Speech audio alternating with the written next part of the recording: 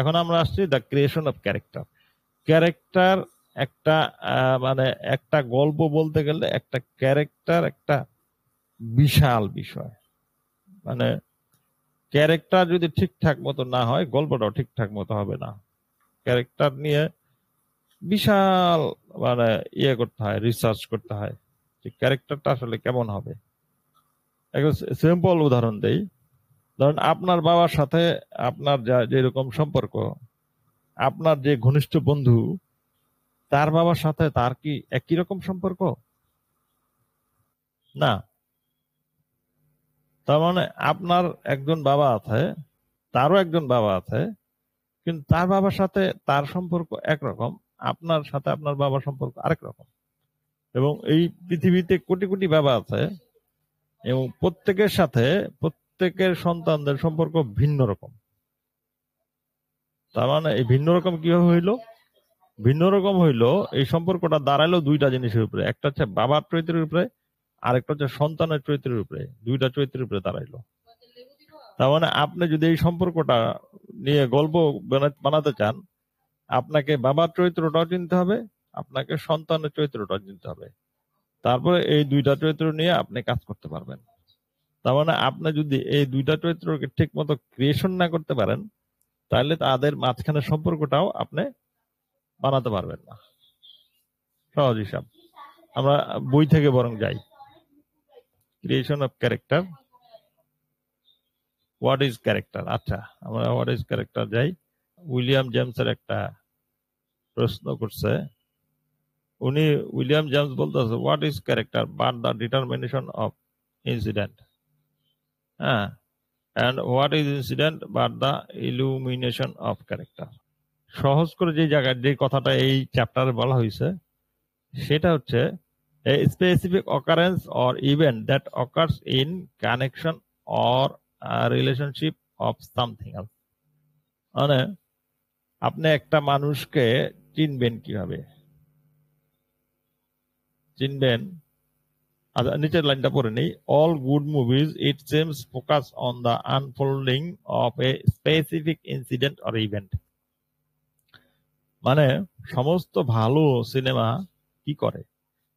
একটা বিশেষ ঘটনা সেইটাকে ধীরে ধীরে খুলে মেলে বলা হয়। ধরেন ওই যে আমরা আজকে যেই ইয়েটা বেছে নিছি, মানে প্রেমিস বেছে নিছি, অতি লোভে তাঁতি নষ্ট। আমরা মুখ্য জিনিসটা কি বেছে নিছি? যে লোভ। একদম মুখ্য কথাটা হচ্ছে লোভ বেছে নিছি। আচ্ছা, এই যে বেছে নিছি লোভ, এই লোভটা থেকে এইটাকে আমরা আনফোল্ড করব, ধীরে ধীরে ছড়াবো ঘটনাটাকে। এই লোভটা কত ভাবে দেখানো যায়, কত রকম লোভ হইতে পারে এবং সেই লোভগুলি কিভাবে তাকে নষ্ট করবে। তার মানে একদম মানে এই স্পেসিফিক জিনিসটা কি? লোভ। ওই লোভটা দেখানোর জন্য একটা স্পেসিফিক ঘটনা লাগবে। আপনি গোটা স্ক্রিন প্লে কিছু না করলেও আপনার ওই স্পেসিফিক ঘটনাটা আগে সেট করতে হবে, যে আমি একটা এই জিনিসটা দেখাইলে দর্শক এটা বুঝবে। কি দেখাইলে দর্শক বুঝবে ওটা তো আপনার আপনার মানে ক্রিয়েটিভ আইডিয়া। ঠিক আছে? Sometimes incident and event is our lives bring out the best of us or the worst। মানে চরিত্র তৈরি হয় কেমনে? আসলে নানা ঘটনায় হয়। মানে ধরেন আপনার বন্ধুকে নিয়ে কোথাও বেড়াইতে গেলেন, ধরেন কক্সবাজার গেলেন। এখন তাকে একটা বিপদে ফেলবেন, ফেলে দেখবেন যে সে বিপদ থেকে বেরিয়ে আসতে পারে কিনা। তাইলে তাকে চেনা যাবে। মানে একটা পরিস্থিতির মধ্যে ফেলতে হবে তাকে। এবং আপনি নিজেও একটা পরিস্থিতির মধ্যে পড়লে আপনি কিরকম করেন ওটা দেখে আপনাকে চেনা যাবে। আপনার একটা পরিস্থিতির মধ্যে পড়লে কিরকম আচরণ করেন, এবং সেটা আপনার ক্যারেক্টার। ঠিক আছে? এবং এই পরিস্থিতিগুলি তৈরি করতে হবে, যে এই পরিস্থিতিগুলির মধ্যে সে আসলে কেমন করে, এবং এই পরিস্থিতিগুলি চরিত্রটা তৈরি করবে। তাহলে sometimes we recover from this event and sometimes we don't. মানে আমরা কখনো কখনো এইরকম পরিস্থিতি থেকে উদ্ধার পাইতে পারি, কখনো উদ্ধার পাই না, বাট দে অলওয়েজ ইম্প্যাক্ট আস। কিন্তু ধরেন আপনি একটা পরিস্থিতিতে পড়লেন, সেখান থেকে উদ্ধার পেয়ে গেলেন, সেটাও আপনার উপরে একটা প্রভাব ফেলবে। যদি উদ্ধার না পান, সেটাও আপনার উপরে প্রভাব ফেলবে, ঠিক না? যে কোনো ঘটনায়, মানুষের জীবনে যে কোনো ঘটনায়, ধরেন একটা লোককে ছিনতাইকারী দিল রাতের বেলা, এখন কারো কারো ক্ষেত্রে ছিনতাইকারী ধরার পর ছিনতাইকারী মার খেলো, ইচ্ছা মতো ছিনতাইকারী পিটা দিয়া গেলো, হারামজাদা ছিনতাই করো, ভালো হয়ে যা। আরেকটা হইতে পারে ছিনতাইকারী ধরার আগে উনি কাঁপতে কাঁপতে একদম সবকিছু বের করে দিয়ে দিল। তার মানে আপনি এই ঘটনা যদি আপনি দেখান যে একটা লোককে ছিনতাইকারী ধরলো, ধরার পরে সে ছিনতাইকারী হাত থেকে ছুরিটা নিয়ে উল্টা ছিনতাইকারী ধরলো, কয়দিন ধরে চালাও ছুরি, বেটা ছুরি এমনি ধরে, এমনি ধরে বেটা, দেখ এই যে ধরা ঠিক, চিনস তুই আমারে, তো অবস্থা। তখন আপনি কি হলো, আপনি কিন্তু ওকে চিনে গেলেন, ও আচ্ছা এই হারামজাদা তাহলে এই আগে ছিনতাইকারী ছিল। আপনি ধরে নিলেন যে ও তাহলে ও গুন্ডামান্ডামি করতো। তার মানে এই ঘটনাটা না ঘটলে আপনি কিন্তু বুঝতেন না যে এই লোকটা আসলে কেমন ছিল। তার মানে আমরা সিনেমাতে আসলে কি দেখি, চরিত্রটা দেখি, হ্যাঁ চরিত্র তো অবশ্যই চোখে তো দেখি, কিন্তু চরিত্র চরিত্র দেখা আর চরিত্র চেনা তো এক না।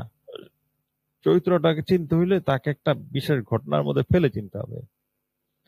At other times, how we act and react or deal with the particular situation reveals our true nature and tell us who we really are. মানে যখন আপনি একটা পরিস্থিতিতে পড়ে অ্যাকশন রিঅ্যাকশন করবেন, এবং একটা পার্টিকুলার সিচুয়েশনে যখন আপনি কি করবেন, সেটাই আপনার আসল চরিত্র।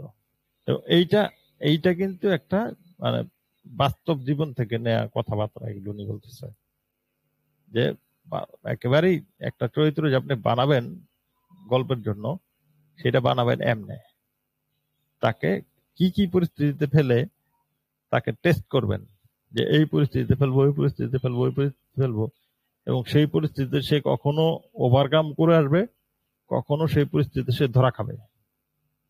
বাস্তব জীবনে আমরা যা হয়, বাস্তব জীবনে আমরা সব পরিস্থিতি থেকে উদ্ধার পাই না, কোনো কোনো পরিস্থিতিতে ধরা খাই।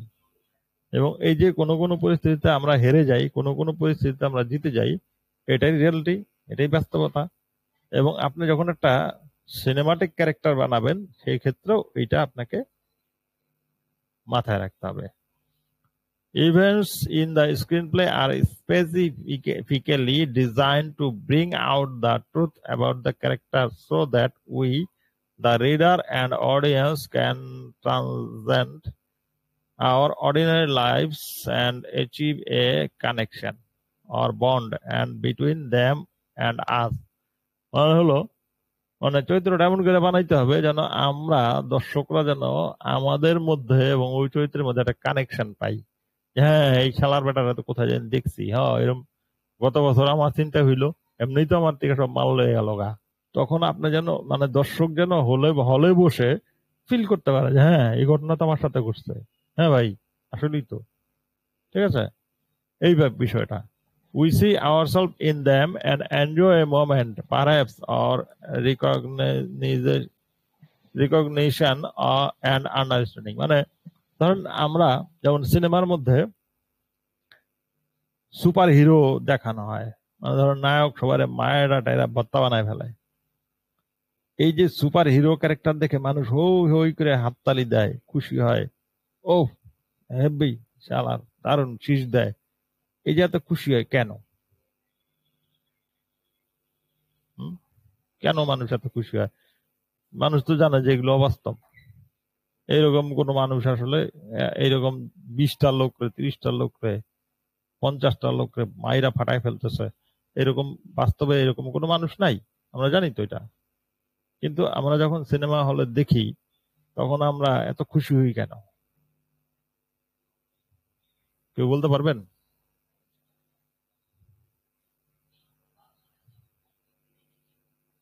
কেউ একজন বলেন, কেন এত খুশি হই? মনে মনে আমরা সবাই এরকম একটা হিরো হইতে চাই আর কি। একদমই, একদমই সত্য কথা হচ্ছে এইটা। আমরা মনে মনে এক্স্যাক্টলি। এই এইরকম আমরা মনে মনে এইরকম একটা কল্পনা করি নিজেকে, যে আমি যদি ওই রকম হইতে পারতাম, এবং পারি না বলেই আমরা যখন আমাদের ফিকশন গুলোতে দেখবেন যে আমাদের যত ধরনের মানব জাতির যত ধরনের ফিকশন আছে, ধরেন উপন্যাস, গল্প, সিনেমা, এই সব জায়গায় কিছু আজগুবি গল্প আছে, সুপার হিরো টাইপ গল্প আছে, সুপারম্যান, তারপরে স্পাইডারম্যান, এই জাতীয় অনেক ধরনের আজগুবি আজগুবি গল্প আছে। কেন আছে? এই জন্য আছে যে আমাদের জীবনের মধ্যে কিছু সীমাবদ্ধতা আছে, আমাদের স্বপ্ন ভঙ্গের জায়গা আছে, কিন্তু ফিকশনে আমরা ইচ্ছা করলে এই স্বপ্ন ভঙ্গটাকে কাটিয়ে দিতে পারি। তো এই কাটিয়ে দিতে পারলেই তখন দর্শক হিসেবে আমার কাছে এটা ভাল লাগে, যে বাহ, দারুণ তো। হ্যাঁ, এই জন্য আমার বাস্তব জীবনে সিনেমাতে যে রোমান্স আমরা দেখি, বাস্তব জীবনে আমরা রাস্তাঘাটে গান গেয়ে রোমান্স করতে পারি না? পারি না তো।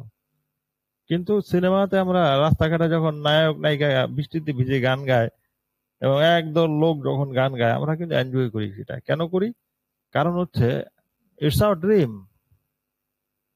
আমরা সিনেমাটাকে একটা ড্রিম হিসেবে কল্পনা করি, এবং শুধু ড্রিম না, ডে ড্রিম, দিবা স্বপ্নের মতো। এই জন্য ওটা ভাল লাগে। এবং এই জায়গাটাই আপনি যদি ক্যারেক্টারটাকে ঠিকঠাক মতো তৈরি করেন, তখন গল্পটা জমে ওঠে, জমজমাট হয়ে যায় গল্পটা। এবং এই জায়গাটাই হচ্ছে যে আপনি কতটুকু দর্শকের কল্পনাতে, কতটুকু বাস্তবে রাখবেন। যদিও এই কথাগুলি বইতে নাই, just এসে বললো প্রসঙ্গক্রমে, কিন্তু কথাগুলি হচ্ছে এইটা, যে আপনি যখন ক্যারেক্টারাইজেশন করবেন, ক্যারেক্টারাইজেশনের মধ্যে অবশ্যই বাস্তবের সাথে কানেকশন রাখবেন, কিন্তু কিছু অংশ অবশ্যই রাখবেন যেন দর্শক কল্পনাও করতে পারে। তাহলে কি হবে? তাহলে ভাল লাগবে। আচ্ছা, এখানে একটা সিনেমার নাম আছে, সিনেমাটা আছে আমাদের এই গ্রুপেই দেওয়া আছে, থেলমা এন্ড লুইস। এই সিনেমাটা দেখবেন আপনারা, আমি কিছুক্ষণ পরে লিঙ্কটা শেয়ার করব। হুম,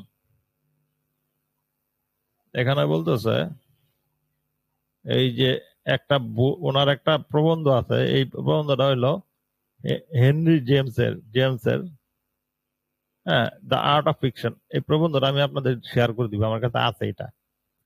হুম, ওখানে উনি একটা কথা বলছে, যেটা এখানে সিথফিল্ড উল্লেখ করতেছে। সিথফিল্ড কি বলতেছে আমরা একটু দেখি এখানে। The reason why Henry James' statement is so relevant is because the elements within the character really determine the incident. How the character reacts to the incident is that illuminates and truly defines his her character. অনেক কয় যে কি জানি পুত্র চেনা যায়, একটা কথা আছে না, মানে বুড়া কালে আর কি, আর ঘোড়া চেনা যায়, কথাটা ভুলে গেছি আমি, ঘোড়া চেনা যায় নিদানে, একটা কথা আছে। মানে হলো যে আপনার পুত্র আসলে আপনার জন্য কতটুকু করবে সেটা চেনা যায় আপনি যখন বৃদ্ধ হয়ে যাবেন, আর আপনার ঘোড়া আসলে আপনার জন্য কতটুকু করতে পারবে সেটা চেনা যাবে যখন আপনি যুদ্ধক্ষেত্রে থাকবেন। হ্যাঁ, মানে মূল কথা হইলো যে এই যে ঘোড়া বা এই যে আপনার পুত্র, এই দুইটা মানুষকে চিনবেন তখনই যখন আপনি ঠিক জায়গা মতো বিপদে পড়বেন। এবং বললাম যে বিপদে বন্ধুর পরিচয়, কথা তো আছে এটা। এবং ওই যে বিপদে বন্ধুর পরিচয়, মানে ঠিকঠাক ওই বন্ধুটা যে বন্ধুই, এটা আপনি বুঝবেন কখন, যখন বিপদে পড়বেন। এবং এই সিম্পল কথাটাই উনি এতক্ষণ ধরে বোঝানোর চেষ্টা করতেছে, যে একটা ঘটনা ঘটায় ঘটায় আপনি চরিত্রগুলিকে চেনাবেন। তাহলে চরিত্রগুলি আমরা কখন চেনাবো? ওই যে সেট আপ অ্যাক্ট ওয়ানে, মনে আছে প্যারাডাইমের প্রথমে বলছে যে অ্যাক্ট ওয়ানে সেট আপ করবেন, সেখানে ক্যারেক্টার গুলি চেনাবেন, তাহলে সেখানে আপনি ঘটনাগুলি ঘটাবেন, এবং ঘটনাগুলি ঘটাইলে পরে বোঝা যাবে যে হ্যাঁ, ধরেন আপনি একটা সাহসী লোকের চরিত্র দেখাতে চাচ্ছেন, তাহলে একটা দৃশ্য শুরু করলেন এমন, যদি সেটা রাজা হয় চরিত্রটা, তাহলে দেখালেন যে সে শিকারে গেছে এবং সে একটা বাঘ মেরে আসলো।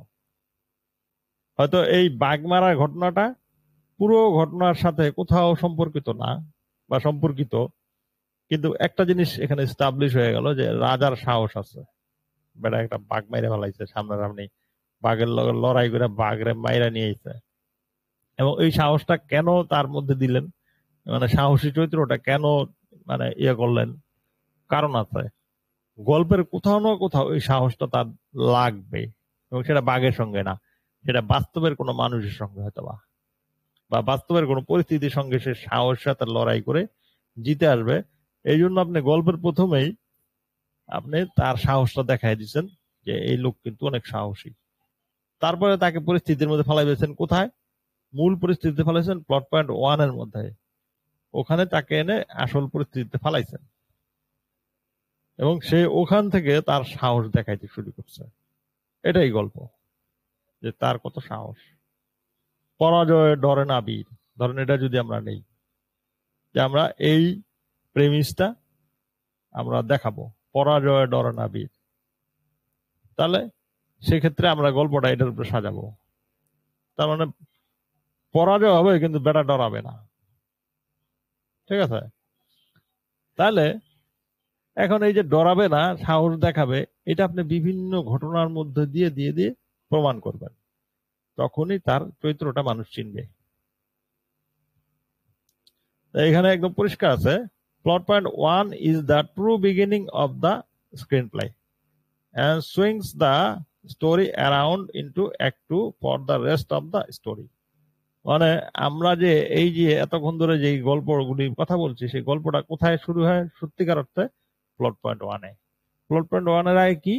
ওরা মূলত চরিত্রগুলি কে এবং কে কার কি হয় এগুলো বোঝাইতে ওই সময়টা ব্যয় হয়। The first thing he did was to choose a simple dramatic need, then he would add to it, coloring it until it becomes universal chord of common to every man। হ্যাঁ, মানে এটা এটা আরেকজন, এই যে এটা হলো ওয়ালডু ভদ্রলোকের নাম। হ্যাঁ, এই ওয়ালডুর কাছে জিজ্ঞাসা যে তুমি আসলে কি কেমনে গল্প লিখতে শুরু করো। উনি বলছে যে প্রথম যেই কাজটা করি আমরা, সেটা হচ্ছে এ সিম্পল ড্রামাটিক নিড। ওই যে ড্রামাটিক নিড আগের চ্যাপ্টারে বললাম, যে একটা চরিত্রের প্রথম জিনিস হচ্ছে ড্রামাটিক নিড। সে আসলে এই গল্পের মধ্যে কি চায়, কি অর্জন করতে চায়। যদি আমরা লাভ স্টোরি বানাই, পৃথিবীর বেশিরভাগ সিনেমায় লাভ স্টোরি, রোমান্স। লাভ স্টোরির মধ্যে কি গল্পের নায়ক কি চাইবে? গল্পের নায়িকাকে বিয়ে করতে চাইবে, ভেরি সিম্পল। তাহলে এই যে ড্রামাটিক নিড তার মধ্যে, দেখা গেল যে কোথায় কখন গল্পের নায়কের সঙ্গে নায়িকার দেখা হলো, প্লট পয়েন্ট 1-এ তাদের দুজনের দেখা হলো, এবং দেখা হওয়ার পর তার জীবনের ধ্যান জ্ঞান সমস্ত কিছু হয়ে গেল কি যে এই মেয়েটাকে আমি বিয়ে করব, তার সাথে প্রেম করব, বিয়ে করব। এই হচ্ছে গল্প। এবং পৃথিবীতে কোটি কোটি সিনেমা এই গল্প হয়েছে, কোটি কোটি সিনেমা, আরো হবে। পৃথিবী যতদিন থাকবে ততদিন ধরে হবে। মানুষ এই সিনেমা দেখে মনের আনন্দে বাড়ি চলে যাবে, দারুণ সিনেমা। একই একই গল্প। ধরেন আপনিও বিয়ে করছেন, আপনার বাবাও বিয়ে করছে, তার বাবাও বিয়ে করছে, তার বাবাও বিয়ে করছে, তার বাবাও বিয়ে করছে। এটা তো কোটি কোটি বিয়া করছে লোকজন, সবাই তো বিয়ে করছে। এখন এটা কি আপনি কইবেন যে বেটা তুমি বিয়ে করছো, তুমি তো আসলে তোমার বাপের এই কপি করছো? এটা কেউ বলে? বল না তো। কিন্তু আসলে তো সবাই বিয়ে করে, বলবে না। গল্প এরকম, আপনার বাবার গল্প এবং আপনার গল্প প্রায় এক, জীবন মিলায় দেখবেন যে প্রায় কাছাকাছি। তার সময় ভিন্ন ছিল, আপনার সময় ভিন্ন, কিন্তু গল্প তো একই। সেও জন্ম নিছে, আপনিও জন্ম নিছেন। সেও পড়াশোনা করছে, আপনিও পড়াশোনা করছেন। সেও চাকরি বাকরি করছে, আপনিও চাকরি বাকরি করেন। সেও বিয়ে করছে, আপনিও বিয়ে করেন। সেও সন্তানাদি হয়েছে, তার আপনারও সন্তানাদি হয়েছে। সেও সন্তান নিয়ে টেনশন করছে, আপনারও সন্তান নিয়ে টেনশন করেন। একই তো। তার মানে অল স্টোরি ইজ রিপিটেশন, তাই না? রিপিটেশন, একই জিনিস ঘটবে বারে বারে। আমরা সামনে আগাই। Character is essential internal foundation of your screenplay. The cornerstone. It is the heart and soul and nervous system of your screenplay. Before you can put one word down on paper, you must know your character. একদম সুন্দর করে উনি বলে দিল যে আপনার চরিত্রটা হচ্ছে একেবারেই মানে ভিতরে যে ভিত্তিমূলটা গল্পটার, আপনার স্ক্রিন প্লের ভিত্তিমূলটা হচ্ছে এই চরিত্রটা। এবং একটা শব্দ লেখার আগে আপনি আগে চরিত্রটা ঠিকঠাক মতো বানায় নিবেন। তার মানে এখন চরিত্র বানাতে গেলে কি করতে হবে বলে দিল, চরিত্র বানাই নেবেন। চরিত্র বানাতে গেলে কি করতে হবে? প্রথম কথা হলো সে আসলে কেমন মানুষ, এইটা আপনার প্রথম ভাবতে হবে, মানুষটা কেমন। আচ্ছা, এবং এই মানুষটা কেমন ভাবতে গেলে এই যে মানুষটা কেমন আপনি একলা বুঝতে হবে না, আপনার দর্শককে বুঝতে হবে। তাহলে সেক্ষেত্রে আপনার এই বিভিন্ন সিচুয়েশন তৈরি করতে হবে যেখানে যেখানে তাকে টেস্ট করা হবে যে হ্যাঁ তুমি কেমন মানুষ। ধরুন আমরা যেমন বলি না, আমরা মুসলমানরা প্রায় বলি যে আল্লাহ আমাদের বিপদে ফেললা পরীক্ষা করে, বলি তো এটা। এই যে বিপদে ফেলে পরীক্ষা করে, তার মানে হলো আপনি এজ এ রাইটার আপনিও আপনার ক্যারেক্টার গুলিকে বিভিন্ন ধরনের ঘটনায় ফেলে ফেলে পরীক্ষা করবেন যে সে কেমন। এই ঘটনাগুলি আপনার গল্পটা তৈরি করবে। যাই আগাই।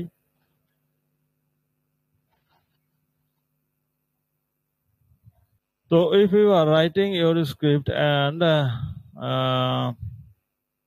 your character are not as sharp or defined as you think they should be, and feel they should be stronger, more dimensional, and more universal in terms of thought, feelings, and emotion. And the first thing you এখানে কিছু অক্ষর নাই আর কি। First thing you must determine is whether they are an active force in the screenplay, whether they cause things to happen, or whether things happen to them. আচ্ছা, এখানে একটা গুরুত্বপূর্ণ কথা বলা আছে। দুই ধরনের চরিত্র হয় বাস্তব দুনিয়ায়। এক ধরনের চরিত্র হচ্ছে যারা নিজেরা উদ্যোগ নেয়, আর আরেক ধরনের চরিত্র হচ্ছে যারা আসলে কোনো উদ্যোগ নেয় না জীবনেও, তাদেরকে কেউ কানে ধরে কাম করায় যে খাইটা খা। দুই ধরনের মানুষ আছে। এক ধরনের লোক হচ্ছে লিড করে, লিডার। আর এক ধরনের মানুষ আছে যারা ফলোয়ার। মানে এক ধরনের লোক হচ্ছে পীর, আর এক ধরনের লোক হচ্ছে মুরিদ। ঠিক আছে? তো আপনি এখানে নির্ধারণ করবেন যে আপনি যে ক্যারেক্টারটা বানাচ্ছেন সে কি পীর না মুরিদ। নর্মালি যেটা হচ্ছে লিড ক্যারেক্টার, দেখেন শব্দটা হচ্ছে লিড ক্যারেক্টার। এই লিড ক্যারেক্টারটা যে পীর টাইপ হবে, মানে তার কথায় সব ক্যারেক্টার চলবে। আর সাপোর্টিং রোল কথাটাই হচ্ছে সাপোর্টিং রোল, সুতরাং সাপোর্ট দিবে। মানে সে হলো শিষ্য, সে হচ্ছে মুরিদ। সে ধরেন একটা নায়ক হইলো, নায়কের তিনটা বন্ধু, দেখবেন তিনটা বন্ধু নায়ক যাকে তাই করবো, নায়কের জন্য জান দিয়ে ফেলাইবো। তার মানে নায়কটা হইলো পীর, আর বাকিগুলি হলো শিষ্য। শিষ্যরা যেমন পীরের জন্য জান দিয়ে লায়, এও জান দিয়ে ফেলবে। এবং এইটাই মূল কথাটা, যে আপনি আসলে এমন বানাবেন কি যে সে হচ্ছে অ্যাক্টিভ ফোর্স, নাকি তার উপরে ঘটনাটা ঘটে তারপরে সে তার বোধ হয় ও আচ্ছা এটা হইলো নাকি, ব্যাপারটা এরকম। এবং এখানে বলা নাই, তা আমি যেটা বলে দিচ্ছি সেটা হচ্ছে যে গল্পের লিড ক্যারেক্টার, প্রোটাগনিস্ট যেটাকে বলে, প্রোটাগনিস্ট কখনো এমন হবে না যে অন্য কেউ বলে দিবে ভাই তুমি প্রেম করো, এরকম হবে না। সে নিজেই ডিসিশন নেবে যে আমার প্রেম করা উচিত। বন্ধু এসে বলে দিবে বন্ধু তোমার তো এখন প্রেম করা উচিত না, এরকম হবে না। হবে না কেন? কারণ যদি তার জীবনের ডিসিশনটা অন্য ক্যারেক্টার নেয়, তাহলে দর্শক হিসেবে আমি বুঝবো যে ও পীর তো তাইলে অমুকে, ও তো হলো মুরিদ। এটা হইলে গল্পটা জমবে না। লিড ক্যারেক্টার লিডই থাকতে হবে, এটা একটা সূত্রই বলতে পারেন আপনি। এবং মেইন ক্যারেক্টারটা এইভাবেই হবে। আগাই সামনে। এই যে বলছে first establish your main character, who is your story about, কার গল্প এটা, একদম পরিষ্কার প্রথমে ডিসিশন নেন যে মেইন ক্যারেক্টারটাকে। Separate the component of his her life into the two basic category, interior and exterior. এটা আরেকটা বিষয় বলতেছে, ইন্টেরিয়র এক্সটেরিয়র জিনিসটা আমরা বুঝবো। যে প্রথমে আপনি যেটা করতে হবে যে একটা লিড ক্যারেক্টার বা মেইন ক্যারেক্টারটা আপনি বের করবেন, যে এই গল্পের মেইন ক্যারেক্টার হচ্ছে অমুক। কারণ তাঁতির গল্প হলো তাঁতি, যে মেইন তাঁতি, যে তাঁতি বাড়ির যে মালিক, সে হচ্ছে মেইন ক্যারেক্টার। ইন্টেরিয়র এক্সটেরিয়র জিনিসটা কি? The interior life of your character take place from birth up until the time your story begins. Interior লাইফটা হচ্ছে জন্ম থেকে যখন সিনেমার গল্পটা শুরু হচ্ছে সেই সময় পর্যন্ত যে জীবনযাপনটা সে করছে সেই টাইমটা। সহজ করে বলি, আমরা ধরেন একটা লাভ স্টোরি লিখতেছি, কখন শুরু হচ্ছে গল্পটা? যখন তার বয়স হচ্ছে 22, গল্পের নায়কের বয়স হচ্ছে 22 এবং গল্পের নায়িকার বয়স হচ্ছে 18। তার মানে এই যে গল্প যখন শুরু হচ্ছে তার বয়স হচ্ছে 22, তার জন্ম থেকে 22 বছর পর্যন্ত যে জীবনটা সেইটা হচ্ছে কোনটা? এটা হচ্ছে ইন্টেরিয়র লাইফ। আর the exterior life of your character take place from the moment your film begins to the conclusion of the story. তার মানে এক্সটেরিয়র লাইফটা কোনটা? সেটা হচ্ছে যখন থেকে সিনেমাটা শুরু হলো এবং যখন গিয়ে সিনেমাটা শেষ হয়ে গেল। ধরুন আমরা ডিফাইন করলাম যে সিনেমাটা শুরু হবে মেইন ক্যারেক্টারটার 22 বছর বয়সে এবং সিনেমাটা শেষ হবে মেইন ক্যারেক্টারটা 27 বছর বয়সে। ঠিক আছে, 5 বছরের ঘটনা আমরা দেখাবো। তাহলে it is a process that reveals character. আচ্ছা, আমরা এখন এটা নিচে দেখি, এই যে ডায়াগ্রামটা দেখি, তাহলে ক্যারেক্টারটা আমরা বুঝে ফেলবো। এটা হচ্ছে ক্যারেক্টার এবং ক্যারেক্টারের দুইটা লাইফ, একটা হলো ইন্টেরিয়র লাইফ, একটা এক্সটেরিয়র লাইফ। ইন্টেরিয়র লাইফ হচ্ছে ফ্রম বার্থ টিল প্রেজেন্ট, মানে জন্ম থেকে পর্যন্ত, সিনেমা শুরু হচ্ছে 22 বছর বয়সে সেই সময় পর্যন্ত। এবং এক্সটেরিয়র হচ্ছে from start of movie to end, একেবারে শুরু থেকে শেষ পর্যন্ত, সিনেমার শুরু থেকে। আচ্ছা, এবং ইন্টেরিয়র লাইফটা ইমোশনাল লাইফ এবং এক্সটেরিয়র লাইফটা হচ্ছে ফিজিক্যাল লাইফ। কেন? ধরেন 22 বছর বয়সে তার জীবনের প্রথম প্রেমে পড়তেছে, তাহলে তার আচরণ হবে একরকম। আর যদি 22 বছর বয়সে সে 3 নাম্বার প্রেমিকার সাথে প্রেম করতেছে, তাহলে তার আচরণ হবে একরকম, তাই না? তার মানে তার অতীত অভিজ্ঞতাগুলি বর্তমানকে নিয়ন্ত্রণ করবে, ঠিক কিনা বলেন? মানে তার অতীতের অভিজ্ঞতাগুলি বর্তমানকে নিয়ন্ত্রণ করবে এবং এই জন্যই ইমোশনাল লাইফটা তৈরি হবে অতীত থেকে আর ফিজিক্যাল লাইফটা তৈরি হবে বর্তমান থেকে। এবং ইমোশনাল লাইফটা ক্যারেক্টার ফর্মস ক্যারেক্টার, মানে চরিত্রটা গঠন করবে, চরিত্রটার সিদ্ধান্ত, আচরণ, আচার আচরণ সব নির্ধারণ করবে। আর ওই নির্ধারণের উপরে ভিত্তি করে এখন এই ক্যারেক্টারটা রিভিল করবে, ক্যারেক্টারটা প্রকাশিত হবে। তার মানে হলো যে অতীতটা গোপনে গোপনে সবার উপরে কাজ করে যায়, আপনার উপরে করে। আপনি আজকে যে মানুষটা, সেই মানুষটা আপনার অতীতের ফলাফল, সেই অতীতটা থেকে বর্তমানটা তৈরি হয়। এবং এইটা আপনার কি করে? Define the need. এই যে ক্যারেক্টার নিড যেটা বলা হচ্ছে এতক্ষণ, সেই ক্যারেক্টার নিডটা কোত্থেকে তৈরি হয়? সেই অতীত থেকে। এবং অতীত থেকে এই নিডটা তৈরি হয়, এই নিডটাই অ্যাকশন তৈরি করে, ক্যারেক্টারটাকে কোনো কাজে যাইতে উদ্বুদ্ধ করে যে হ্যাঁ এইটা করতে হবে এখন। এটা বুঝলেন না বলেন একটু? না বুঝলেও বলেন, বুঝলেও বলেন। দাদা তো জয়েন করছে আজকে। দাদা কেমন আছেন? জি ভালো, আমি শুনতেছি, ভালো লাগতেছে, বলেন। অনেকদিন পর দাদা আপনি। আমি একটু ব্যস্ত ছিলাম অনেকদিন মাঝখানে। হ্যাঁ জানি, এই জন্য আপনাকে বিরক্ত করিনি। না, ঠিক আছে, ভালো হ্যাঁ, লাগলো আপনি আসছেন অনেকদিন পরে। আমরা তো ইংরেজি শুরু করলাম, খুব যদি ভালো। আমি একলা একলা বক বক করি, ঠিক আছে, আপনি মাঝে মাঝে একটু বক বক করবেন আশা করি। ঠিক আছে, অসুবিধা নেই। হ্যাঁ, আচ্ছা, কেউ না বুঝে থাকলে একটু বলেন প্লিজ।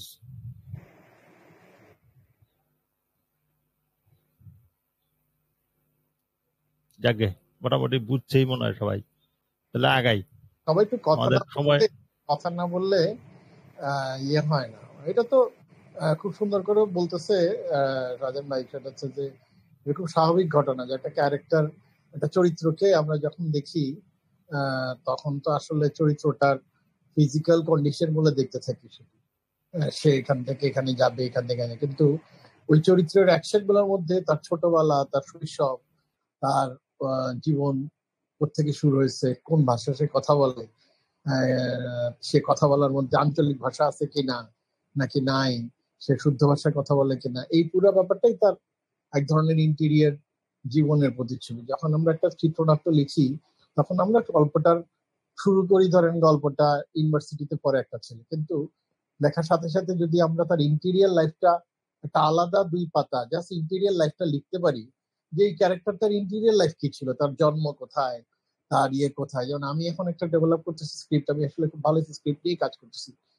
তো আমরা প্রতিটা ক্যারেক্টারের জন্ম কোথায়, রাশিফল কি, কোথায় জন্ম হয়েছে, তার বাপ কে ছিল, তার মা কে ছিল, চাচা কে ছিল, জন্ম সময়ে কি কি করছে, জন্মের পর স্কুলে কোথায় গেছে, তারপর প্রথম জীবনে তার প্রেম কি, তার ভয় কি, এগুলো সব 2-3 পাতা যদি লেখা থাকে আগে, তারপরে ক্যারেক্টারটা যখন আপনি গল্পটা যখন লেখা শুরু হয় তখন এই ক্যারেক্টারটা আপনি চেনেন, মানে ক্যারেক্টারটা আপনি জানা থাকে খুব আপনার। That's why this is a basic practice to write about characters, because এখানে শিটফিল্ড একটা কথা বলছেন, খুব সুন্দর বলছে না, যে ক্যারেক্টার হচ্ছে গল্পের শিরা উপশিরা, মানে কম্পন, গল্পের যে হৃৎপিণ্ড, গল্পের যে মূল রক্ত সঞ্চালন করে ক্যারেক্টার। সুতরাং ক্যারেক্টার রক্ত সঞ্চালন করলে ক্যারেক্টারটা সম্বন্ধে খুব পরিষ্কার জানা থাকলে ক্যারেক্টার যে অ্যাকশন গুলো করে সেই অ্যাকশন গুলো তখন লজিক্যাল হয় এবং বিশ্বাসযোগ্য হয়। জি রাজন বলেন। কিন্তু খুব সুন্দর করে বললেন, আমি কিন্তু মুগ্ধ হই। দাদা অনেক সুন্দর বলেন, আপনাকে রেগুলার চাই দাদা। যখনই থাকি তখনই তো চেষ্টা করি। জি ঠিক আছে, আমরা শেষ করি এই চ্যাপ্টারটা। মোটামুটি এই চ্যাপ্টারে পড়ে নিবেন, আর মনে হয় খুব বেশি এখানে কিছু উপদেশ আছে। Be observant, notice your own friend, family and acquaintance. Sometimes you can use the information you observe in a slightly different form. মানে রাইটারদের প্রতি উনি একটা উপদেশ দিয়েছে যে খুব ভালো পর্যবেক্ষণকারী হন এবং দেখেন আপনার বন্ধু, পরিবার, পরিচিত লোকজন, এবং এই যে যা কিছু দেখলেন এইটা থেকে হয়তো একটা ভিন্ন কিছু আপনি পেয়ে যেতে পারেন। এই হচ্ছে, হ্যাঁ। এবং remember, you are not your character, you do not have the same name, same situation and same birth date. হ্যাঁ, এই এই জায়গাটা একটু বলি, এই জায়গাটা এখানে দাগ দিয়ে রাখছি। হ্যাঁ, এখানে হচ্ছে it's important to phrase your creative question to begin with the word what and why. What implies the specific response if you ask yourself a question beginning with the word why, and can get many different answers and they may all be correct. So try to phrase any questions using the word what. What causes my character to react in the manner, not why. Achha. Does my character do? What is the purpose of the scene? It may take a while to phrase the question and the answer may not appear as soon as you would like it to, but trust your process is bigger than you are. একটা সহজ ব্যাপার হলো যে police যখন একটা এই খুনের রহস্য উদ্ধার করতে যায়, প্রথমে যে খুন হয়ে যায়, খুনি কে এটা তো পুলিশ জানে না, যে খুন হয়ে যায় তার জীবনটা থেকে সে শুরু করে। মানে খুনিটা রয়ে গেছে যে খুন হয়েছে তার জীবনের মধ্যে। আমরা মানে কোন খুনি এমন কাউকে খুন করে না যে যাকে চেনে না। এটা হইতে পারে যে একটা অ্যাক্সিডেন্ট হয়ে যেতে পারে, কিন্তু নর্মালি যদি ঠান্ডা মাথার খুন হয় তাহলে সেক্ষেত্রে দেখা যায় যে তার পরিচিত লোকজনই তাকে খুন করে। এটা একদম মানে ফ্যাক্ট। তো পুলিশ কিন্তু এই সিস্টেম ধরেই মানে ইনভেস্টিগেশন শুরু করে। তো সেই ক্ষেত্রে আপনি যদি আপনার ক্যারেক্টারটা জানতে চান তাহলে আপনাকে এই প্রশ্নগুলি করতে হবে যে জিনিসটা কে, কি, কেন, এইরকম করছে কেন। এবং আমরা ওই যে প্রথমে আলোচনা করে আসছি যে ড্রামাটিক নিড, তার মধ্যে একটা চাহিদা আছে, সেইটা ঘটাতে চায়, সে এইটা অর্জন করতে চায় এবং আমরা সেটা জানি, এবং জানি বলেই এখন এখানে এসে মিলাতে পারবো যে এই জন্য করছে। তখন এটা বাস্তবের মতো মনে হবে যে ও আচ্ছা, হ্যাঁ ঠিকই তো, বাস্তবে তো মানুষ এইভাবেই কাজ করে। বাস্তবে মানুষ যে খুন করে তার একটা মোটিভ থাকে, অনর্থক কেউ কারো মারে না। তাহলে এই মোটিভ গুলি পরিষ্কার থাকতে হবে। হুম। You are building the interior life of your character, the emotional life, on a firm foundation so that your character can move and evolve in a definite character arc. Character আর্কটা কি? Character আর্কটা হলো যে সময়ের সঙ্গে সঙ্গে চরিত্রের পরিবর্তন ঘটে যাওয়াটা। মানে আমরা এই যে বাস্তবে আমরা যে মানুষটা এখন, আপনি যে মানুষটা এখন আছেন, আপনি সেই মানুষটা 1 বছর আগে ছিলেন না, 2 বছর আগে ভিন্ন রকম ছিলেন, 5 বছর আগে আরো ভিন্ন রকম ছিলেন, 10 বছর আগে হয়তো এইরকমই ছিলেন না। তাহলে এই যে 10 বছর 20 বছর যতদিন ধরে দুনিয়া মানুষ বেঁচে থাকে, দিন দিন যায়, মানুষ বদলে যেতে থাকে, এবং এই যে বদলে যাওয়ার জিনিসটা হচ্ছে ক্যারেক্টার আর্ক। হ্যাঁ, বদলে যায়, মানুষ ভিন্ন রকম হয়ে যায়, এবং এই ভিন্ন রকম হয়ে যাওয়াটা ক্যারেক্টার আর্কটা আপনার বাস্তবের মতো যেভাবে মানুষ বদলে যায়, চরিত্রের যে রূপান্তর ঘটে, সেটা আপনার স্টোরির মধ্যে ঘটাবেন। Can change and grow through certain emotional stage of the action. It's not very often that characters will be the same at the beginning of the story as they are at the end. মানে গল্পের শুরুতে সে যেমন হবে, সে গল্পের শেষে সে সেমন হবে না। একটু সহজ সূত্রটা হইলো, গল্পের শেষে শুরুতে যদি সে একটা ভালো মানুষ হয়, গল্পের শেষে সে একটা হারামজাদা। আর গল্পের শুরুতে যদি সে হয় একটা বদের হাড্ডি, গল্পের শেষে সে হবে একটা ফেরেস্তা। কেন বলছে এই সূত্রটা? এটা খুব সহজ ডিল করা, মানে গল্প বানাইতে সোজা হয়। এবং পৃথিবীর বহু সিনেমা এই সূত্র মেনে তৈরি করা, যে গল্পের প্রথমে একটা ক্যারেক্টার এইরকম আছে, গল্পের শেষে একদম উল্টো হয়ে গেছে। মানে বিষয়টা হলো, আপনি যখন গরম লাগে আমরা তখন ঠান্ডার জন্য অস্থির হই। হ্যাঁ, আপনি যখন একটা লোক দেখবেন খুব খারাপ, তখন আপনার মনে হবে কি, আল্লাহকে এরা হেদায়েত দিব না? মানুষ দেখুন বলবে যে তুই এত শয়তান কে ভাই, তুই ভালো হয়ে যা, এরা বলবে। আবার যখন খুব ভালো মানুষ যখন হবে, আল্লাহ এত ভালো একটা মানুষ বানাইলো, আরে 2-4টা যদি একটু শয়তানি শিখতো তাও তো হইতো, মানুষ বলে। তার মানে যে যেই পরিস্থিতি থাকে তার উল্টো দিকটা আমরা কল্পনা করি, এবং গল্পও তাই হয়। গল্পটা যেভাবে শুরু হয়, গল্পটা শেষে ক্যারেক্টারটা উল্টে যায়, ভিন্ন রকম হয়ে যায়, চেঞ্জ হয়ে যায়। এবং মোটা দাগে এরকম হয়তো হয় না, কিন্তু আপনাকে বদলাইতে হবে ক্যারেক্টারটাকে, তাই না? Their thoughts and feelings will probably change during the emotional through line of the action. মানে সেই এই সব জিনিসগুলি, চিন্তা ভাবনা, সব মতাদর্শ সব বদলে যাবে। পৃথিবীতে মানুষের এটা তো হয়, বাস্তবিক হয়। একটা মানুষ দেখবেন যে একেবারেই ধর্মকর্ম করে না, কিছুদিন পর দেখবেন যে তাবলিগে যায় বসে থাকে। আবার দেখবেন একটা লোক গিয়া তাবলিগে বসে রয়েছে, কিছুদিন পর শুনবেন যে সে ধর্মকর্ম সব ছেড়ে দিচ্ছে। আমার জীবনে অনেক মানুষকে আমি দেখছি এরকম, মানে সময়ের সাথে সাথে আস্তে আস্তে সে বদলে গেছে, তাই না? আচ্ছা, আগাই আমরা, সামনে আগাই, সময় আমাদের প্রায় শেষ। আমি চাচ্ছি যে একদম 2 ঘন্টায় শেষ করব। আর তো তেমন কিছু কি আলোচনার আছে? আর তেমন কিছু, আচ্ছা এইখানে একটু আছে, এখানে ওইটাই আছে, ওই কথাটাই এখানে ভিন্নভাবে একটু বলছি। যে ক্যারেক্টারের ক্ষেত্রে ইন্টেরিয়র এক্সটেরিয়র ব্যাপারটা হচ্ছে, ইন্টেরিয়র জিনিসটার কাজ হচ্ছে ফর্মস ক্যারেক্টার, মানে চরিত্রটা গঠন করে। মানে আপনার অতীত জীবনটা আপনার বাস্তব, এখন বাস্তব মানুষটারে তৈরি করছে। ক্যারেক্টার বায়োগ্রাফি, এই যে ধরেন একটা, আমরা যখন একটা চাকরি নিতে যাই তখন একটা বায়োগ্রাফি চায় না, যে আপনার এক্সপিরিয়েন্স কি। এই ইন্টেরিয়রটা হচ্ছে এক্সপিরিয়েন্স, জীবনের অভিজ্ঞতা। আর এক্সটেরিয়রটা হচ্ছে আপনি এখন যেটা বাস্তবে আছেন, reveals character, define the need. এবং এই নিডটা আপনার আবার 3টা জায়গা থেকে, অ্যাকশন ইজ ক্যারেক্টার, এই ক্যারেক্টারটা আপনি যখন বাস্তবে বানাবেন তখন 3টা জিনিস আপনাকে মনে রাখতে হবে। এই 3টা, একটা হচ্ছে প্রফেশনাল, মানে সে কি করে, কি করে খায়।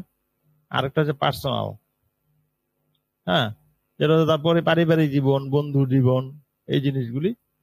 ম্যাটেরিয়াল অর সোশ্যাল, না মেরিটাল অর সোশ্যাল, সরি আমি ভুল করছি, মানে তার দাম্পত্য জীবন এবং সামাজিক জীবন, এটা হচ্ছে পার্সোনাল। আর প্রাইভেট হচ্ছে সে একলা কি করে।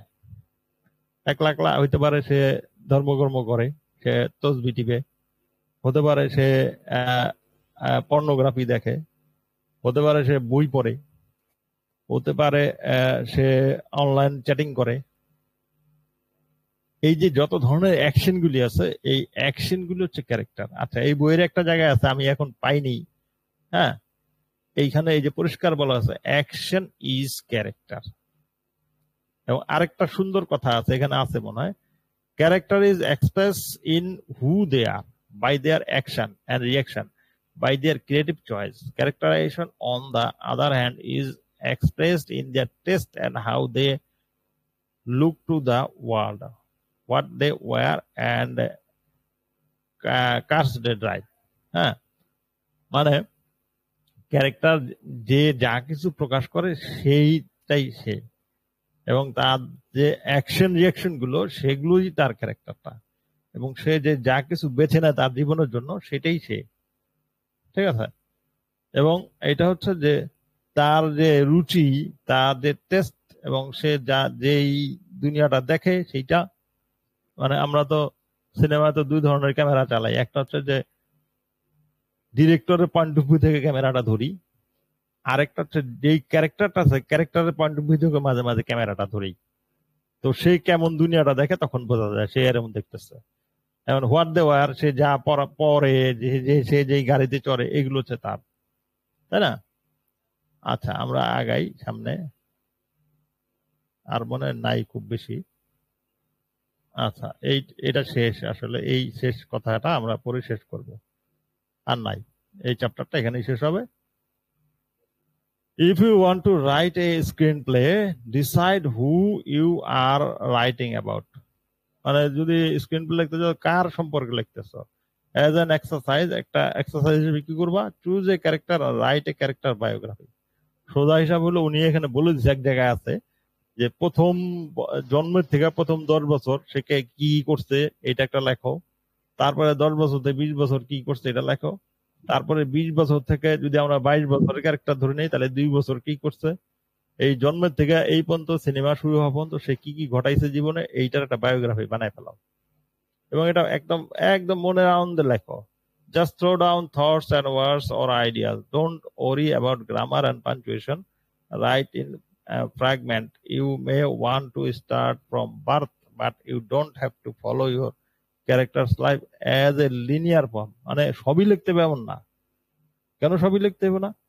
আপনি তো ভাই আগে থেকে জানেন গল্পটা আসলে কি নিয়ে লিখবেন, সুতরাং ওইটা সম্পর্কিত জিনিসগুলো, ধরেন আপনি যদি গল্পটা লেখেন লোভ সংক্রান্ত, তাইলে আপনার তার অতীতে লোভ সংক্রান্ত কি কোনো ঘটনা ছিল? আমরা যদি পুলিশের কথায় যাই, পুলিশ যখন খুনি খুঁজতে যায়, তখন খুনিকে যখন ধরে তখন জিজ্ঞাসা, বেটা তুই কি আগেও খুন টুন করছস? না স্যার, আমি তো জীবনে প্রথম খুন করছি। না না, তুই করছস কিনা? না স্যার, আমি তো এটা মশাও মারি নাই। তার মানে এই অতীতটাকে খুঁজতে হয় ইনভেস্টিগেশনের জন্য। ক্যারেক্টারটা তৈরি করতে আপনার ক্যারেক্টার অতীতটা তৈরি করতে হবে কোনটার প্রেক্ষিতে, যে বর্তমানটা আপনি বানাচ্ছেন সেটার প্রেক্ষিতে। অনর্থক অতীতের সব ঘটনা আপনার দরকার নাই, হ্যাঁ। Skip around if you have to. Let your creative consciousness dictate the flow of character। শুধু গুণ তৈরি করে তা না, ক্যারেক্টার দোষগুলিও তৈরি করেন। Break your character's life down into the first 10 years, the second 10 years, ও এখানে আছে কথাটা আবার, the third 10 years and beyond। এটা রাইট, কথাটা হচ্ছে right about 5 to 7 pages in free association, and if you choose right more. মানে 5-7 পাতায় আপনি লিখে ফেলেন এই ঘটনাগুলো, যে জন্মের সে কি ঘটনা ঘটাইছে। ধরেন ওই যে লোভী তাঁতির কথা বলতেছি, এই তাঁতি জন্মের সময় কেমন ছিল, তারপরে সে প্রথম 10 বছর কেমন ছিল, পরের 10 বছর, কোন প্রেক্ষিতে লিখবেন। ওই যে অতি লোভে তাঁতি নষ্ট, ওই যে প্রেমিজ আমরা ঠিক করে আসছি, সেই প্রেমিজের প্রেক্ষিতে আপনি এই ঘটনাগুলি তৈরি করবেন, যে তার জীবনে এই ঘটনাগুলি আছে। এবং সেই ঘটনাগুলি এখন যে তার বয়স হচ্ছে, ধরেন আমরা ধরে নিলাম যে তার বয়স 30, এই 30 বছর পর্যন্ত ঘটনাগুলি সাজায় নিয়ে, তারপরে 30 বছর থেকে বাকি সময়টা, ধরেন 5 বছরের গল্প আমরা লিখবো, বাকি সময়টা সেই 5 বছরের সময়ের গল্পটা কি লিখবেন, এবং বাকি 30 বছর সময় সে কি ঘটাইছে, ওগুলো কখন কখন এই গল্পের কোথায় কোথায় ব্যবহার করবেন, এই ডিসিশন গুলো নিবেন। when I write a character's biography, I will write more than 20 pages. উনি বলতেছে যে আমি 20 পেজ লিখি, starting with my character's parents and grandparents on both sides. মানে দাদা থেকে শুরু করে উনি, এবং দাদা নানা দুই পক্ষ থেকেই বলে। And then I will even use past lives and astrology to get further insight into my character. ওরে আল্লাহ, কত কিছু উনি করে। After you have completed the character biography, think about your character's professional life, personal life, and private life. Focus on your relationship that occurs during the screenplay. Know your character. এই হচ্ছে মোটামুটি chapter. আমরা আজকে আর আলোচনা করব না, 12টা বেজে গেছে। আমরা পরের চ্যাপ্টার যাব আগামী সপ্তাহে। মোটামুটি আলাপ। তো আপনারা কারো কিছু বলার থাকলে বলেন, আর না হলে আমরা আজকে শেষ করব। দাদা বলেন, আমরা শেষ করি। না ঠিক আছে, আপনার সুন্দর হয়েছে কথাবার্তা। মানে এইগুলো আসলে আমরা করি যে এখন যে আমি দেখাইতে পারতাম, নেক্সট ক্লাসে দেখাবো না। আমি এই মুহূর্তে যে স্ক্রিপ্টটা নিয়ে কাজ করতেছি, আমার চরিত্রটার মানে যে চরিত্রগুলোর মধ্যে ধরেন একটা চরিত্র আছে, নাম হচ্ছে সুন্দরী, বেসিক্যালি ওটা একটা ক্যারেক্টার। সো আমরা আসলে গত কয়েকদিন যাবত এই ক্যারেক্টার গুলার জন্ম তারিখ, ওই ক্যারেক্টার গুলো শুরু হয়েছে সুন্দরীর বিয়ে থেকে আসলে ধরেন, কিন্তু আমরা লিখতেছি হচ্ছে ওর জন্ম কোথায়, ওর রাশি কি, ওর বাবা কোথায় ছিল, ওর দাদা কোথায় ছিল, ওর নানা কোথায় ছিল, ওর নানি কোথায় ছিল, ওর সম্পর্কে ছোটবেলায় কে কে কোথায় করতো, কি দিয়ে খেলতো, ও পুতুল খেলতো না, ও ছোটবেলায় কোনো বই পড়ছে, কোন ক্লাসে পড়ছে, ও কি ধরনের খেলাধুলা করতো, ছোটবেলায় কোনো ব্যথা পাইছে কিনা, ও স্বপ্ন দেখতো কি ছোটবেলায়। ওর আমরা প্রায় 8 থেকে 10 পাতা we were writing about this character, যা লিখছি সেটার কোনো কিছু আমাদের ছবিতে নাই। এবং আমি যখন আয়নাকে নিয়ে লিখছিলাম, তখন আয়নার ছোটবেলা, আমরা যদি এখন আয়নাবাজি যারা দেখছেন, আয়নার মা একটা যাত্রা দলের অভিনেত্রী ছিল, এবং আয়নার বাবা হচ্ছে ওই পাবনা এলাকার এক ধরনের মানে ভালো বংশের ছিল। ওরা 4 ভাই বাবারা, এবং ছোট ভাই যে ছিল আয়নার যে বাবা, সে চাষাবাদি করতো। ওদের অনেক জমি জমা আছে পাবনা এলাকার, ওরা ধান ক্ষেত ছিল প্রচুর, এবং ধনী জমা ছিল। এবং ধনী এবং ছোট ভাইটা একটু যাত্রা টাত্রা দেখতে পছন্দ করতো, গান বাজনা পছন্দ করতো, এবং ওই এলাকায় গানটা কুষ্টিয়া যাইতো এবং গান টান শুনতো। এই গান শুনতে শুনতে একদিন যাত্রা দলের যে মা, আয়নার যে মা, তাকে উনি বিয়ে করে ফেলে। আর খুব মুসলমান পরিবার ছিল, ওরা খুবই মানে ধর্মান্ত মুসলমান পরিবার। যাত্রা দলের মেয়েরা ওই সময় প্রস্টিটিউট ছিল, তাদের treat as a good women. তখন আয়নার বাবাকে ওই এলাকা থেকে বের করে দেওয়া হয় পরে আয়নার বাবা আসে পাবনা শহরে, এবং সেখানে ও একটা রাইস মিলে চাকরি পায়, এবং সেখানে সে কাজ করে। ওই রাইস মিলে একবার যেটা হইতো যে আয়নার মা বাসায় বসে বসে যেহেতু যাত্রা করতো, আয়নার সাথে যাত্রার অভিনয় করতো, এবং ওই অভিনয় শিখাইতো ছোটবেলায়। বাপ আর মা, ছেলে আর মেয়ে যাত্রার অভিনয় করতো। আর বাপ প্রথমে আয়নাই একমাত্র ছেলে, ওদের কোনো ভাই বোন নাই। কারণ হচ্ছে ওই মিলে একবার একটা আন্দোলন হয়েছিল, একটা মুভমেন্ট হয়েছিল, এবং আয়নার যে বয়স ছিল, আপনার ধরেন আয়নার বয়সের তারিখটা আমার মনে নাই, ওখানে একটা তারিখ ছিল, এক্সাক্ট তারিখ ছিল যে আয়নার এই তারিখে আয়নার জন্ম হয়েছে। এবং ডেট অফ বার্থ খুব ইম্পর্টেন্ট। আপনি যখন বার্থটা বের করতে পারবেন যে ডেট অফ বার্থ হচ্ছে 1976 সালের 22শে মে, তখন আপনি বের করতে পারবেন ইন টার্মস অফ জ্যোতিষ জায়গা থেকে এবং ইন টার্মস অফ টাইমের জায়গা থেকে কোন সোশিও পলিটিক্যাল টাইম ছিল তখন। এখন 75 সালের 15ই আগস্টে যে বাচ্চার জন্ম হয়েছে তার জীবন, আর 75 সালের 17ই আগস্টে যে বাচ্চার তার জীবন এক না। বিকজ ওই 15ই আগস্টের জীবন এখন কোন এলাকায় জন্ম নিচ্ছে, সে কি ঢাকায় জন্ম নিচ্ছে নাকি খুলনায় জন্ম নিচ্ছে? তো ঢাকায় 15ই আগস্টে যদি তার জন্ম হয়, তার মানে তার জন্মের দিনেই কোন একটা বড় ঘটনা ঘটে গেছে। তো দিস আর দ্য ডেটস আর খুব ইম্পর্টেন্ট। তো আয়নার দাদা যেহেতু আয়নার ত্যায্য করে দিচ্ছে তার ফ্যামিলি থেকে আয়নার বাবাকে, আয়নার বাবা ওই মিলে কাজ করতো, মিলে একবার স্ট্রাইক হয়েছিল, এবং একটা শ্রমিক আন্দোলন হয়েছিল এবং সেখানে আয়নার বাবাকে মেরে ফেলা হয় এবং ওই মেরে ফেলার কারণে তার মাকে ওই মিলেই, যেহেতু পলিটিক্যাল কারণে মাকে ওইখানে চাকরি দিছিল ওই মিলে, এবং ওই মিলে মা চাকরি করতো এবং যদিও মানে বাবা শ্রমিক বা মালিকের সাথে লড়াই করে মারা গেছে, কিন্তু সামহাও মা এই আয়নার কারণে, আয়নাকে বড় করবে দেখে ওইখানে চাকরি করতো এবং এই চাকরি করতে গিয়ে আয়নাকে পড়াশোনা করাইছে এবং আয়না পড়াশোনা করছে ওখানে, বিএ পাশ করছে এবং তারপরে মা ক্যান্সার যখন হয়েছে একটা পর্যায়ের পরে আয়না আসলে কিন্তু ভালো পড়াশোনা করছে, ও আসলে বিএ পাশ করছে এবং ও আসলে অ্যাক্টিং করতে চাইছিল। তারপরে আয়না ঢাকায় আসে, কারণ ঢাকায় আসার পরে ও প্রথম প্রথম একটু নাটক টাটক এসব জায়গায় কাজ করতে চাইছে, কিন্তু ওইসব জায়গায় তেমন কোনো কাজ পায় নাই। তারপরে যখন মায়ের অপারেশন বেশি দরকার হয়েছে তখন আয়না আসলে এই অভিনয়ে ট্রেনিং করা ছিল খুব ভালো, তার বিভিন্ন সাথে ছোটবেলা থেকে অভিনয় করে। তার এই যে গল্পটা আমি বললাম এটা কিন্তু সিনেমায় কোথাও নাই।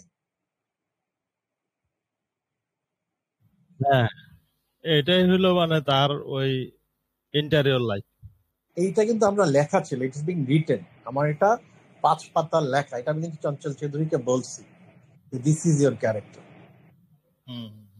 এবং ওর আয়নার আগে কয়টা প্রেম ছিল, কি বিয়ে করছিল, সে কি করতো, সে কি পর্ন দেখতো কি দেখতো না, এই সব কিছু কিন্তু ইজ বিং রিটেন, কাগজে কলমে লেখা থাকতে হয়। এবং দিস ইজ ইন্টেরিয়ার লাইফ, এবং এটা প্রতিটা ক্যারেক্টারই, আমি যখনই যখন ক্যারেক্টার লিখি তখনই আসলে I write is interior character and then you come exterior character. তো আমাদের গল্প সেটা তো জানাই আছে কি কি অ্যাকশন।